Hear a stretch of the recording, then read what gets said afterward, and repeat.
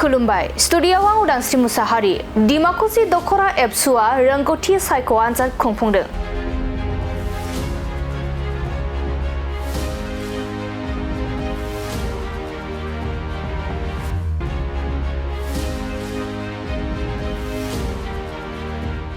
उदालगुरि जिल्लानि सिङाव थानाय डिमाकुसि दखरा दुलाराय बर' फरायसा आफादनि बानजायनायाव थाखो 3, 4 आरो 5 बर' बिजोंजों फरायनाय फरायसाफोरखौ बोसोरफ्रोमबो खुंबोनाय बायदि देग्लायबो 3थि रोंगौथि सायख' आनजादखौ खुंफुंबाय।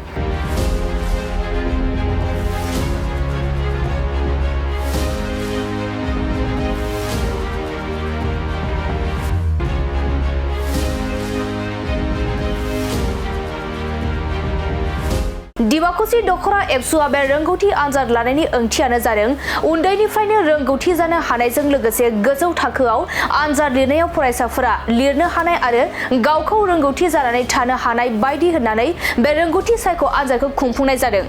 डिमाकुसि दखरा एबसुनि बे रोंगौथि सायख' आनजादाव गासै 216 फरायसाफोरा बाहागो लादों आरो गासै 8 सेन्टाराव बे आनजादखौ खुंफुंनाय जादों।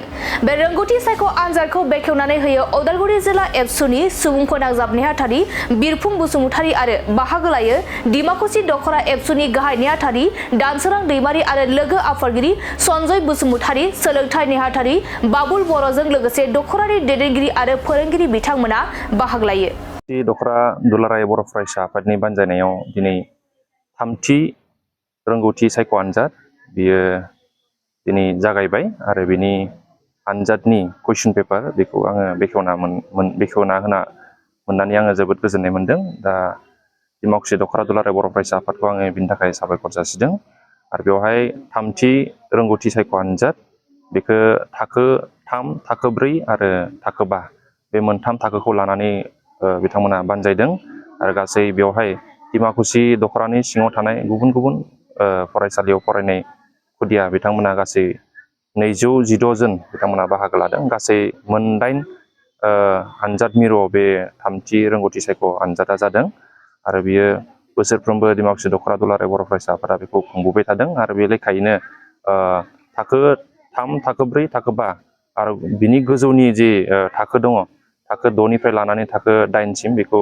जिल्ला एबसुआ खुङो आरो बिनि गोजौनि थाखो 9 आरो थाखो 10खौ मिरु दुलाराय बर' फरायसा आफादा बे रोंगौथि सायख' आनजादखौ खुंनाय जायो आरो बिनि गेजेरजों जोङो गोबां फरायसा फरायसुलि बिथांमोनखौ जोङो रोंगौथि सायख' आनजादनि द्वारा बिथांमोननि जि रोंगौथि बेखौ सुनाय जायो बा बेखौ रोंगौथि सायख' आनजादनि द्वारा सोर साबसिन रोंगौ बेखौ नायालाखानो गथ'फोराबो जाहाथे गावनि टेलेन्टखौ सुनो हायो, गाव बेसेबां रोंगौ, गाव बेसेबां रोंगौथि दङ बेखौ गथ'फोरा बा फरायसा फरायसुलिफोरा गावबो जेन मोनसे आनजाद लानायनि मोनसे सुबिदा मोनो, गावबो जेन मोनसे गावनि टेलेन्टखौ सुनो थाखाय गाव बेसेबां रोंगौ बेखौ गावनि रोंगौथिखौ नायनो थाखाय मोनसे सुबिदा मोनो, बे सुबिदाखौ जोङो खालामना होनाय जायो आरो बेजों लोगोसे बे रोंगौथि सायख' आनजादखौ जेरै कम्पिटिटिभ एग्जामफोरा जायो नेसनेल लेभेलनि बा स्टेट लेभेलनि जे साख्रिफोरनि एग्जाम बा जायखिजाया कम्पिटिटिभ एग्जाम एडमिसन टेस्टफोर बेफोरखौ जेरैबायदि खुङो बे एखे मडेलजोंनो जों खुंनाय जायो। बेवहाय अपसनेल जिफोर कुइसन होनानै अपसनेल एन्सारफोर होनाय जायो आरो बेखौ सायख'नानै कारेक्ट एन्सारखौ सायख'नाय बेबायदि इयुनाव फरायसा फरायसुलिफ्रा जाहाथे बे कम्पिटिटिभ एग्जामफोरखौ फेस खालामनायाव जेबो उसुबिदा जाया बा दानिफ्रायनो उन्दै बैसोनिफ्रायनो बा थाखो 3, थाखो 4फोरनिफ्रायनो बे कम्पिटिटिभ एग्जामफोरखौ फेस खालामनो थाखाय रोंलाङो, बिनि थाखाय बे सुबिदाखौ खालामना होनाय जायो। आं बिनि थाखाय दखरा एबसु डिमाकुसि दखरा दुलाराय बर' फरायसा आफादखौ जोबोद साबायखर जासिदों आरो इयुनावबो बिथांमोना बेबायदि हाबाफारिखौ लाबाय थाथों आरो बिनि गेजेरजों उन्दै गथ' खुदियाफोरा गावनि रोंगौथिखौ गाव सुनायजों लोगोसे इयुनाव सासे मोजां फरायसा फरायसुलि जानो हायो आरो इयुनाव सासे साक्सेसफुल सुबुं जानो हायो, सुबुं सम्पद जानो हायो, जोंनि बर' हारिनि सासे मोजां सुबुं सम्पद जानो हायो, सासे मोजां नोगोरारि गावखौ दैदेनलांनो, न'खर दैदेनलांनो हायो। आं बे शुभकामनाखौ जासिनानै आं बुंनायखौ नैबे समाव दिनै डिमाकुसि दखरा दुलाराय बर' फरायसा आफादनि बानजायनायाव दिनै 12 अक्ट'बर रबिबार सान जोंहा 3थि रोंगौथि सायख' आनजाद जोङो नैबे समावहाय जोङो डिमाकुसि दखरा दुलाराय बर' फरायसा आफादा लादों। जोंहा दिनै देग्लाय बोसोराव 3rd टाइम जाबाय, जोङो खेबथाम जोङो खुंबाय। बेवहाय जोंहा दिनै जोङो फरायसा हिसाबै एबा एनरलमेन्ट हिसाबै जोङो 216 जोङो फरायसाफोरखौ जों आनजाद होगिरि हिसाबै मोननो हादों। जोंहा 8था सेन्टार जोंहा बेयाव जोङो बर' मिडियाम हिसाबै एबा बर' बिजोङाव फरायनाय थाखो 3, 4, 5 जोङो मोनथाम क्लासखौ लानानै दिनै थामथि रोंगौथि सायख' आनजाद जोङो दिमाकुसि दख्ला दुलाराय बर' फरायसा आफादा लादों।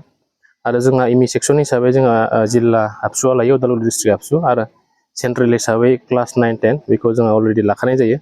ओंखायनो जोङो दिनै दिमाकुसि दख्ला दुलाराय बर' फरायसा आफादा नैबे LP सेक्सनखौ जोङो थामथि रोंगौथि आनजाद हिसाबै देग्लाय नैबे जोङो खुंफुंनो हाबाय। दा बेनि गेजेरावनो आङो दिमाकुसि हालामनि रायजो राजा नोंथांमोन आरो गारजेन नोंथांमोनखौसो नैबे समाव साबायखर बावगोन। मानो होनना बुङोब्ला जोंनि बुंनाय लेखा, जोंनि थिनाय लेखायै गावबा गावनि गथ'फोरखौ देग्लाय नैबे जोंनि रोंगौथि सायख' आनजादाव जिहेथु जोंखौ जिरायहोफैबाय, बिनि थाखाय आङो दिथागिरि बिथांमोनखौ रोजा रोजा साबायखर बावदों। मानो होनब्ला जोंनि उद्देश्यआ बेनो, दिनै जोङो टेलेन्ट सारखौ जोङो नैबे समाव दिनै कम्पिटिसननि मुगायाव जोङो गावबा गावनि जुदि इयुन जेनेरेसनखौ एबा गथ' गथायफोरखौ जोङो टेलेन्ट खालामनोब्ला बेफोरबायदि जों एग्जामखौ जोङो लांबाय थानांगोन। अब्लासो फैबाय थानाय समाव जोंनि इयुन जेनेरेसनफोरा, जोंनि फरायसा बिथांमोना माने आखा फाखा जागोन। बेखौ नोजोर बोनानै नैबे समाव दिमाकुसि दख्ला दुलाराय बर' फरायसा आफादा नैबे रोंगौथि सायख' आनजादखौ जोङो लादों। दा बेनि लेखायै जोंहा नैबे कम्पिटिसन एबा कम्पिटिटिभ एग्जामाव फैबाय थानाय समाव जाहाथे बिथांमोना गावबा गावनि केरियार दानायाव जाहाथे बेफोरबायदि एग्जामखौ लिरनो हानानै फैबाय थानाय इयुन समाव जेनेबा आखा फाखा जायो। बिनि थाखाय नोंनि जोंनि हाबाफारिखौ जों रनसायदों। आरो जोङो खोब माने फिडबेकखौ जों मोजां मोनदों।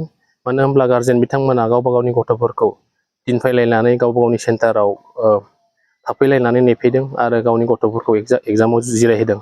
बेखौ आङो जोंनि दखरा आफादनि जानानै रोजा रोजा आं फिन खेबसे साबायखर बावबावदों। आरो जों इयुननि समाव बेफोरबायदि हाबाफारिखौ जोङो लालांबाय थागोन, बेखौनो मिजिंथिनानै एसेनो फोजोबबाय। Thank you.